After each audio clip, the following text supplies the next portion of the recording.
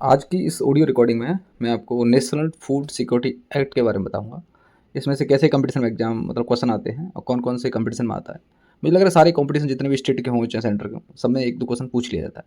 अभी क्यों बंद कर दिया है, क्योंकि ये पुराना हो गया, 2013 का एक्ट है, तो इसलिए लोग थोड़ा कम पूछ रहे हैं। फिर भी जब ईयर वाइज कुछ क्वेश्चन पूछे जाते हैं, इसकी भी कहीं भी न्यूज़ में रहेगा, आती नहीं चीज़ तो पूछ ही जाएंगी। तो ये बेसिकली आपको पता भी होनी चाहिए, बहुत ज़रूरी चीज़ है। कहीं भी कुछ लिखना है ना, तो आपको नेशनल फूड सिक्योरिटी एक्ट पता होना चाहिए, क्योंकि ये भारत सरकार का कहीं ना कहीं एक भुखमरी को दूर करने का एक बहुत अच्छा, आप कह सकते हो, स्टेप है। गरीबी दूर करने का भी है और भुखमरी दूर करने का भी है, और कहीं ना कहीं आप कह सकते हो कि बहुत सारी बीमारियां होती हैं जो कुपोषण दूर, जिसको अब माल न्यूट्रिशन बोलते हैं, कुपोषण दूर करने का भी है। तो इस एक्ट को पढ़ना बहुत ज़रूरी है और समझना ज़रूरी है। और आजकल संरक्षण के लिए पढ़ना तो है ही, समझना बहुत ज़रूरी होता है। तो ये कह रहा what is NFS, national food security act. ये आपको ध्यान रखना है, ये एक्ट है, एक्ट को हिंदी में बोलते हैं, एक अधिनियम है, एक कानून बनाया गया है। ठीक है। It is a law passed in 2013, मतलब एक लॉ है, एक कानून है, और 2013 में पास किया गया था। इसका एम क्या था? To provide food and nutritional security, मतलब सबको खाद्य सुरक्षा और एक पोषक वाली बोलते जिसमें सारे पोषक तत्व हों, उस तरह की सुरक्षा प्रदान करना है। और ये makes access to food a legal right. तो आप कह सकते हो, यहाँ क्वेश्चन आता है कि एक लीगल राइट की तरह आप खाने के लिए बोल सकते हो कि भाई इस एक्ट के तहत मुझे खाना मिलना चाहिए, ये मेरा एक लीगल राइट है। तो यहाँ एक क्वेश्चन बनता है कि लीगल राइट है कि फंडामेंटल राइट है, ये कौन सा राइट है? तो इस एक्ट के हिसाब से इसको लीगल राइट बनाया गया, मतलब एक कानूनी अधिकार है। इस एक्ट में लिखा हुआ है, जो चीज़ एक्ट बना हुआ है तो कानून आगे, कानून के थ्रू आप मांग सकते हो कि भाई इस एक्ट में मैं इस एलिजिबिलिटी में आता हूँ, मेरी ये योग्यता है और मुझे खाना मिलना चाहिए। ये कहीं ना कहीं लीगल राइट बना दिया है। ठीक है। इसमें लिखा government must provide food at subsidise rate. Subsidise मतलब होता है, इसको बोलते हैं सब्सिडी, सुना होगा। जैसे कि मान लो कोई चीज़ भारत सरकार ने 50 रुपये में खरीदी बाहर से या अंदर से, लेकिन जिनको देनी है उनको 20 रुपये में दे रही सरकार, तो 30 रुपये की वो सब्सिडी दे रही है, 30 रुपये की अपनी जेब से उनको दे रही है। तो इसको बोलते हैं सब्सिडी, इसको बोलते हैं सरकारी सहायता। कहीं नहीं, सरकारी सहायता उस व्यक्ति को जिससे वो परचेज कर रही है, डायरेक्ट नहीं, कुछ चीज़ देने के लिए आपको कितने कम रेट में दी जा रही है, उसे बोलते हैं सब्सिडी। ठीक है। ऑब्जेक्टिव में क्या क्या है इसके, ये भी लिखना है। ऐसे का बहुत अच्छा एक पॉइंट है। ऑब्जेक्टिव है ensure no one sleeps hungry, ensure करना है कि कोई भूखा न सो जाए देश में।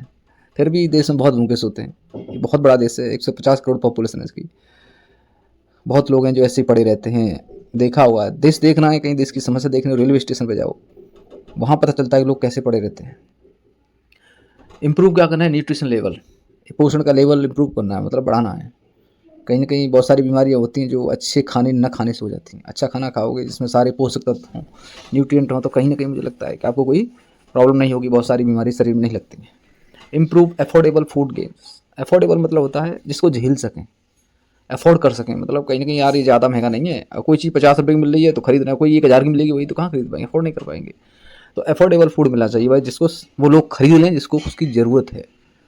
Focus on poor and vulnerable sections. Vulnerable मतलब होता है एक तरह से जो कि बहुत ऐसी कगार पे हैं, जो बहुत आप कह सकते हो विलुप्त वाली कंडीशन में है, ख़त्म होने वाली हैं, बिल्कुल बहुत गरीब। पुअर भी गरीब होता है, और वर्नेबल मतलब ज़्यादा, मतलब एक ऐसे लेवल पे हैं जहाँ उनकी स्थिति ज़्यादा ही ख़राब है, तो उन पर फोकस है स्पेशली इसमें। तो कवरेज में क्या क्या आता है? वो गेट्स बेनिफिट, कौन इसका लाभ लेता है? Covers about 67% of Indian population, मतलब भारत की 67% पॉपुलेशन को ये कवर करता है। तो आपको याद रखना है कि भारत की कितनी पॉपुलेशन को ये कवर करता है, तो 67% को करता है। ये जो 67 नंबर है ना, ये पूछा जाता है, यही लिखा आता है। एक स्टेटमेंट लिखा आएगा, उसमें लिखा होगा भारत की 75% को कवर करता है, तो गलत है ना वो। तो आपको पता होना चाहिए it covers 67% of India's population, Bharat की 67% जनसंख्या को कवर करता है। 75% रूरल में और 50% अर्बन में। गांव में 75% लोग हैं इसके अंडर आते हैं, इसको कवर कर सकता है, और शहर में 50% लोगों को ही कवर करता है। बेनिफिशरी को क्या, बेनिफिशरी कौन होगा इसका? Are identified by the state government. ये एक बहुत अच्छा पॉइंट है कि बेनिफिशरी कौन डिसाइड करेगा? स्टेट गवर्नमेंट, ना कि सेंट्रल गवर्नमेंट। एक्ट किसने बनाया है? संसद ने। बेनिफिशरी कौन डिसाइड करेगा? State government. ये लाइन मिक्स करके पूछी जाती है कि ध्यान रखना। फूड एंटाइटलमेंट क्या है? एंटाइटलमेंट का मतलब होता है जिस पे अधिकार, ये इसके लिए तुम अधिकार है तुम्हारा, ये काम कर सकते हो, ये ले सकते हो। तो ईच एलिजिबल पर्सन, जो भी एलिजिबल होंगे वो क्या करेंगे? 5 kg, मतलब 5 kg food grain per month. एक आदमी को 5 किलो फूड ग्रेन मिलेगा, अनाज मिलेगा एक महीने में। चावल मिलेंगे 3 रुपये किलो, वीट मतलब गेहूँ, गेहूँ मिलेंगे 2 रुपये किलो। कोर्सेज ग्रेन जो, और जब बहुत सारे दाने होते हैं जिनको ग्रेन मतलब एक तरह से दाना होता है, बहुत सारा अनाज होता है, जैसे मोटा अनाज जिसको बोलते हो आप, वो 1 रुपये किलो मिलेगा। तो ये आपको ये रेट भी ध्यान रखना है कि चावल इनमें सबसे महंगे मिल रहे हैं जो 3 रुपये किलो हैं। तो 2 रुपये किलो गेहूँ मिलेंगे, 1 रुपये किलो जो मोटा अनाज है वो मिलेगा। कैसे मिलेगा? पीडीएस से, पब्लिक डिस्ट्रीब्यूशन सिस्टम, पीडीएस होता है। पीडीएस की बहुत सारी ब्रांचेज होती हैं। पीडीएस कैसे काम करता है? जैसे कोटा देखा होगा, गाँव में कोटा के थ्रू काम करते हैं लोग, कहाँ कहाँ कितना जाना है सब कुछ आता है, डिस्ट्रिक्ट लेवल पर आता है, फिर वो ब्लॉक में जाता है, फिर गाँव में जाता है, ठीक है, उसके थ्रू काम करेगा। स्पेशल बोलते हैं, स्पेशल फोकस ग्रुप्स क्या क्या है इसके? प्रायोरिटी क्या है? हाउस होल्ड, घर के हिसाब से देना कितने घर हैं। गेट 5 kg पर पर्सन, एक आदमी 5 किलो लेगा, 5 kg पर पर्सन, एक महीने में। टाइम पीरियड याद रखना है, एक महीने में। और जो लोग अंत्योदय योजना में आते हैं उनकी फैमिली को कवर किया गया, उनको 35 किलो 35 kg मिलेगा पर फैमिली पर मंथ, पर फैमिली पर मंथ। ये अंत्योदय योजना के जो लाभार्थी उनको मिलेगा। वुमेन एंड चाइल्ड बेनिफिट क्या क्या है इसमें? महिला एवं बच्चों का क्या क्या लाभ है, क्या क्या उनको बेनिफिट्स हैं?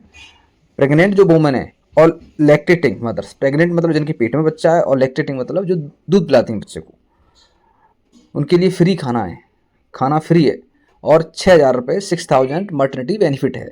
6,000 जब वो माँ बनेंगी उस समय उनको 6,000 रुपये दे जाएंगे कैश के रूप में, उनके या खाते में ट्रांसफ़र होंगे, कैश के रूप में तो शायद आजकल नहीं मिलते हैं, लेकिन ट्रांसफ़र किए जाएंगे कैश में। अगर उनके पास अकाउंट शायद सबके पास होना चाहिए, इसके पास नहीं तो कैश दिया जाएगा। कहीं ना कहीं उनको किसी भी तरह से 6,000 रुपये माँ बनने का, जो माँ बनेंगी उसमें दिए जाएंगे। चिल्ड्रन को क्या है? 6 मंथ टू 6 ईयर, 6 महीने से 6 साल तक आंगनबाड़ी न्यूट्रिशन मिलेगा बच्चे को। आंगनबाड़ी में जो बहुत सारी दाल आती हैं, गेहूँ आते हैं, गेहूँ तो नहीं आते उसमें, बहुत उस तरह के आते हैं, गेहूँ भी आते होंगे, मैंने भी देखा नहीं है। बहुत सारी न्यूट्रिशन वाली चीज़ें मिलती हैं आंगनबाड़ी से, वो मिलेंगी। कब तक मिलेंगी? 6 महीने से 6 साल तक के बच्चे को। 6 से 14 mid day meal in school, ये मिड डे मील स्कूल भी नेशनल फूड सिक्योरिटी एक्ट का ही एक पार्ट है। जो 6,000 रुपये दे रहे हैं वो भी इसी का पार्ट है। 6 महीने से 6 साल तक जो खाना मिलेगा वो भी इसी का पार्ट है। और 3 रुपये किलो चावल मिलेंगे, 2 रुपये किलो गेहूँ मिलेगा, 1 रुपये किलो कोर्स जो मोटा अनाज है वो भी इसी का पार्ट है। गांव की पॉपुलेशन 75% कवर करता है, 50% सिटी की पॉपुलेशन कवर करता है, टोटल इंडिया के 67% कवर करता है। और ये एक्ट है, ये क्या है कि जो बेनिफिशियरी उसको लीगलाइज करने के लिए आप कह सकते हो, एक कानूनी अधिकार देने के लिए किया गया है, ठीक है। और ये भारत की जो बोलते हैं ना कि एक बहुत सारी चीज़ें हैं जो गरीबी संबंध है उनको दूर करने का काम करेगा। लीगल राइट अकाउंटेबिलिटी मतलब होती है जवाबदेही। लीगल राइट की जवाबदेही हो जाती है भाई। Food is a legal entitlement, ये एक बहुत अच्छी लाइन है, आपको याद है। Food is a legal entitlement, एक कानूनी अधिकार है। If food not given compensation food security allowance, खाना नहीं दिया जा रहा तो उसको मुआवजा दिया जाएगा। खाने कंपनसेशन को हिंदी में बोलते हैं मुआवजा, कंपनसेशन अलाउंस दिया जाएगा। ग्रेवियंस रिडर्सल सिस्टम एस्टैब्लिश, इसके लिए ग्रेवियंस रिडर्सल सिस्टम भी एस्टैब्लिश किया गया है। मतलब आपके दुखों के उपचार करने के लिए एक तंत्र भी है। अगर आपको लगता है कि आपको खाना नहीं मिल रहा है, आपको मिलना चाहिए और नहीं मिल रहा है, उसके बाद आपको इसमें कंप्लेंट करनी होगी और ये सिस्टम आपकी हेल्प करेगा। इम्प्लीमेंटेशन सिस्टम क्या है इसका?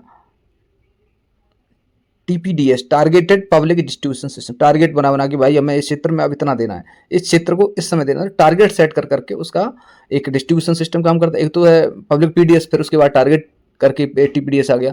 तो टीपीडीएस शायद 98 97 में कुछ आया, मुझे एग्जैक्ट ईयर याद नहीं है। तो उसके थ्रू टारगेट बना के सबको ये खाना दिया जाएगा, फूड सिक्योरिटी के अंदर लाया जाएगा। प्रोवाइड, खाना कौन देगा? Central government. डिस्ट्रीब्यूशन कौन करेगा? State government. बेनिफिशियरी कौन डिसाइड करेगा? State government. ये चीज़ याद रखनी है आपको। बेनिफिशियरी कौन डिसाइड करेगा कि इसको मिलेगा इसको नहीं मिलेगा? State government. और खाना कौन देगा? Central government. भारत सरकार पर बहुत खाना है, बहुत गोदाम में भरे हुए हैं, वहाँ से खाना आएगा, ठीक है। ट्रांसपेरेंसी मेजरमेंट क्या है? सोशल ऑडिट होगा इसका, भाई किसको मिल रहा है किसको नहीं मिल रहा है, कितना डिस्ट्रिक्ट में आया, कहाँ बटा, कितने गाँव में दिया गया, कितने लोगों को दिया गया, कितने ब्लॉक में दिया गया, सारी चीज़ों का एक ऑडिट होता है। स्टेट गवर्नमेंट ऑडिट कराती है सब चीज़। जहाँ एक विजिलेंस कमेटी भी होती है। ऐसा नहीं है कि सरकार की तरफ से, सेंट्रल गवर्नमेंट की तरफ से खाना आ रहा है और बट ही नहीं रहा है, लोगों को मिल ही नहीं रहा है। बेनिफिशियरी हैं वो ऐसे ही घूम रहे हैं, क्योंकि प्रॉब्लम बेनिफिशियरी की नहीं है, प्रॉब्लम है कि उनको पता ही नहीं है कि उनको ये मिलना चाहिए। वो किसके, उनके पास क्या क्या अधिकार हैं, क्या वो खाने के लिए अप्लाई कर सकते हैं, क्या वो ये सब चीज़ लेने के, लोगों को एक्चुअली पता ही नहीं क्या करना है। प्रॉब्लम ये। Digitalisation of ration card. Ration card से आजकल देखो, पुराने तो कॉपी से मिलती थी, अब जो कॉपी शायद बंद हो रही है, अब ऑनलाइन हो रही सारी चीज़ें। आपका राशन कार्ड का नंबर होगा, डालोगे तो पता चल जाएगा इस परिवार में कितने लोग हैं। तो इजी रहेगा, एक परिवार को 35 किलो गेहूँ मिलेंगे, 35 kg किस में मिलेंगे? अंत्योदय योजना के तहत। वैसे इसके एक्ट में जोड़ा गया 5 किलो पर पर्सन है ना, एक मंथ में, ठीक है। World's largest food security programme है, ये आपको याद रखना है, ये भी लाइन आई है पेपर में। Reduce hunger and mall nutrition, भुखमरी कम करनी है और कुपोषण दूर करना है। Strengthen welfare state, welfare state मतलब कल्याणकारी राज्य को मजबूत करेगा ये काम। और ये कहीं ना कहीं कल्याणकारी राज्य की जो परिकल्पना है वो स्टेट बोलते हैं DP, direct principle of state policy, उसमें दिया गया राज्य के नीति निर्देशक तत्व में ही कल्याणकारी राज्य की कल्पना की गई है। तो ये कहीं ना कहीं उससे संबंध भी रखता है। चैलेंजेस क्या आएंगे इसमें? चैलेंजेस आएंगे leakage and corruption in PDS. वो तो नॉर्मल सी बात है, कोई सिस्टम पूरी तरह से सही है ही नहीं, उसमें भी पीडीएस सिस्टम में भी करप्शन है। इतना खाना आया, इतने गेहूँ आए, इतना चावल आया, पहुँचा ही नहीं लोगों तक, बीच में बेच दिया जाता है। ये तो पूरा देश जानता है क्या होता है। तो इसमें करप्शन को कम करना ये हमारा एक चैलेंज होगा। आइडेंटिफिकेशन एरर्स होंगी, पहचानने में एरर होगी। बिल्कुल सही बात है कि एक्चुअल में इसका बेनिफिशियरी कौन है। बहुत सारे राशन कार्ड ऐसे हैं जो उसका बेनिफिशियरी नहीं है, तब भी उसका वो फ़ायदा उठाते हैं। बहुत सारे लोग मिले होते हैं, वैसे ही ले लेते हैं। एक्चुअल बेनिफिशियरी डिसाइड करना ये कहीं ना कहीं जो काम कर रहे हैं, चेक करने जा रहे हैं, उनके लिए थोड़ा टफ काम होता है। रॉन्ग बेनिफिशियरी बात है ना। इसमें क्या स्टोरेज एंड वेस्टेज, ये भी सही है। जब खाना बांटेंगे, जब ये दाने ग्रेन आप इकट्ठा करोगे अनाज, तो अनाज रखोगे कहाँ? सड़ना नहीं चाहिए, ख़राब नहीं होना चाहिए, उस समय तक अवेलेबल रहना चाहिए। लोगों तक कैसे जाएगा ये? कहीं ना कहीं इसकी स्टोरेज की और फैसिलिटी, वेस्ट बोलते हैं ना, वेस्टेज की एक कहीं ना कहीं प्रॉब्लम रहेगी ना। इतने बड़े अनाज को कहाँ इकट्ठा करके रखोगे? तो आपके पास बड़े बड़े वेयर हाउसेज होने चाहिए, बहुत सारे गोदाम होने चाहिए। सरकार के पास सब कुछ होता है। ठीक है, चलो काफ़ी है।